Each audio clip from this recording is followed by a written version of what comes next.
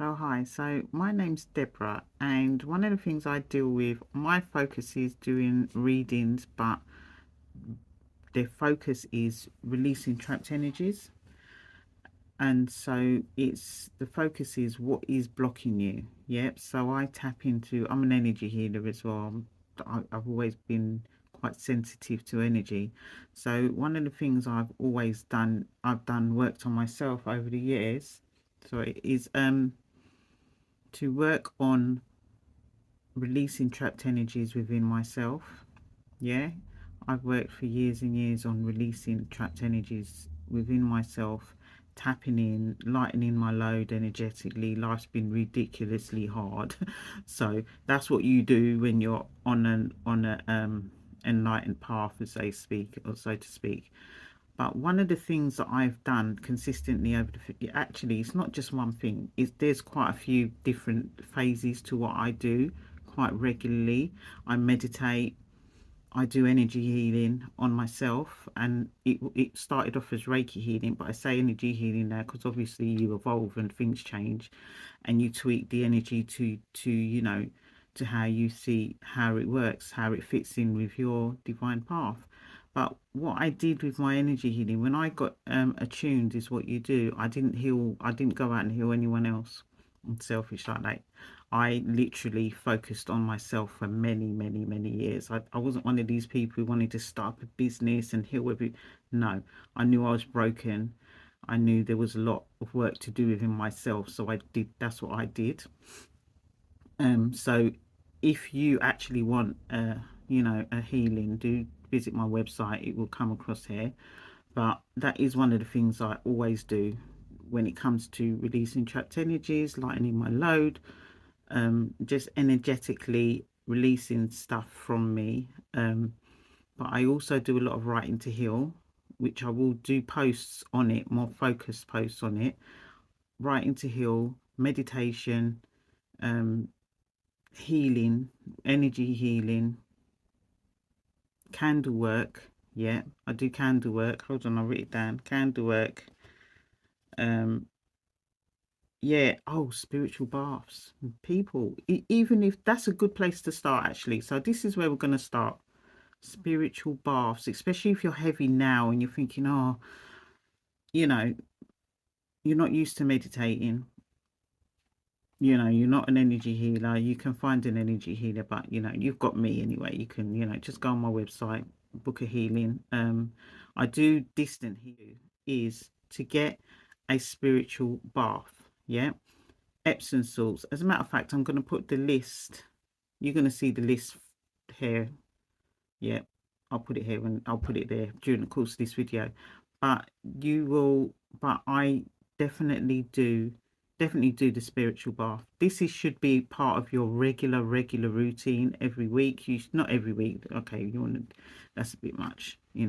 At least once a month, because what's going on right now energetically in the world is so toxic, it's so heavy, everybody's miserable, everyone's got issues. There's a lot of stuff being put out there to divide, to to get us fighting each other, and it's awful. Do you know what I mean? So you need to, especially if you're somebody that's energetically sensitive, you need to be having your spiritual baths, and you need to be clearing the energy and lightening your load. Yeah. One of the things that I always do when I'm doing a spiritual bath is I do a prayer before the spiritual bath. Yeah, pray over the items that that you're gonna use. I love natural herbs. I will put what I use over under here. I'm from the Caribbean as well, so my parents from the Caribbean. I was born in London, but I'm a British Jamaican, whatever you want to call it. But I use blue. It's like a blue powder as well. I don't know if you know what that is. So if anybody knows what it is, do if I find it, I'll put it on there as well. Yeah, I use that. I use the natural herbs that's on there, and I use Epsom salts, and I use Florida water, which is like holy water, but it is more hoodoo um, type of thing. But listen, it's like holy water. That stuff is some powerful stuff. Yeah, and what else do I use? Sometimes I'll chuck a bit of rum in there, a bit of lemon, or lime. That's the thing, not lemon, lime, mainly lime. But Yeah, that's, you need to be doing this. It's like spiritual hygiene. Yeah, that is the very first thing that you need to do when you're on a spirit, when you're on your path. Yeah, you need to do a spiritual bath, spiritually cleanse your energy regularly. Yeah, and one of the ways to release, especially if you feel that you've got someone's connected to you, someone's sitting in your energy, someone sent you stuff, negative, harsh, toxic energies, what you do, so you set your bath up. Yeah, I like to boil the herbs. You can actually just get tea bags and just empty tea bags and just put in, or you can just toss some the herbs in there. You can do that, it's fine. I actually like to boil the herbs and do it that way and then pour it in the bath, or you can pour it in a bucket and then pour it over. A lot of people don't like to sit in the bath. I'm fine with that. It doesn't matter which way you do it, but you do these baths and you pray before you set your intentions, you call out what you need to release, you do your intentions, you set your intentions, you pray. I love the Psalms because the Psalms are powerful. You don't need, if this isn't your thing, that's fine, just do the spiritual bath and be on your way. Do you know what I mean? And off you go. It works the same way. But when you get in the bath and the water hits you, you've got to imagine and you've got to visualize and you've got to release mentally, physically, emotionally. You've got to be ready to let go. Let go and say you're letting go. Do you understand? You have to literally see in your mind. If you feel that someone's in your energy field, call them out. I call you out and I release you. Yeah, pouring the water over you. I release you. I do not need you no more.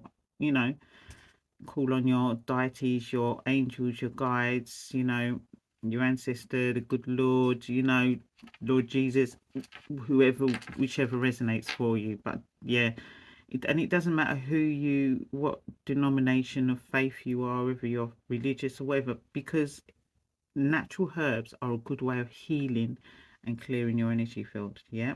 So that is the first thing I would start off with. Yeah. Is to have a spiritual bath and get the salts as well. Yeah. Himalayan salts, the Epsom salts, the salts and magnesiums, you know, the bath salts. Yeah, them ones, whichever ones you lean to, do your research as well. Yeah, you can even throw some crystals in there, but crystals and salt isn't enough. Yeah, that's just like having a little, you know, it's like, you know, when you wash your hands without soap, that's what that is like. Yeah. So what you need to do is to get deep. If you want to get deep, that's what you need to be doing. You need to be getting the herbs. You need to be getting other, do your research as well, spiritual baths, and find what works for you. Some people like kitchen stuff, kitchen herbs and stuff, which is fine. But yeah, find what works for you. But that's excellent. That is a brilliant way, place to start. Yeah, a spiritual bath, because what that does is it lightens the load, and then focus on meditation.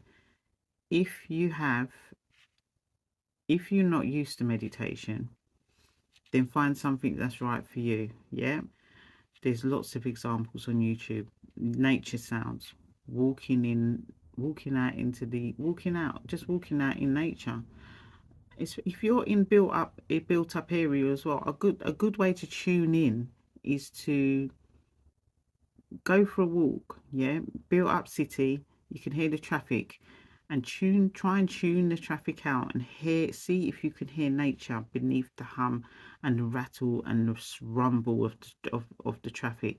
Yeah, do this regularly. I always used to do this when I had to go out to work in the morning. The best thing to do and exercise is to tune it all out.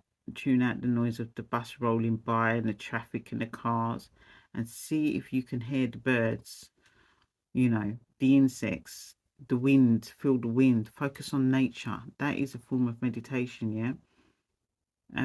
Another thing is breathing. Focus on your breathing. Do your research. Yeah. You can create your own meditations as well. Nature sounds. YouTube is filled with beautiful music.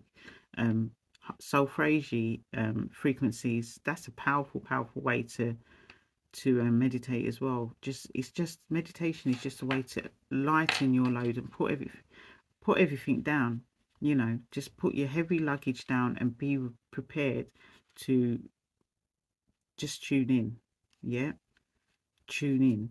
Because if you're not tuned into yourself, how do you know when something's not right? We spend so much attention to the external and our physical self that we completely miss the internal, our internal parts, are the mental parts. And what's happening in this day and age is we rely on others to heal our mental and emotional parts that need healing.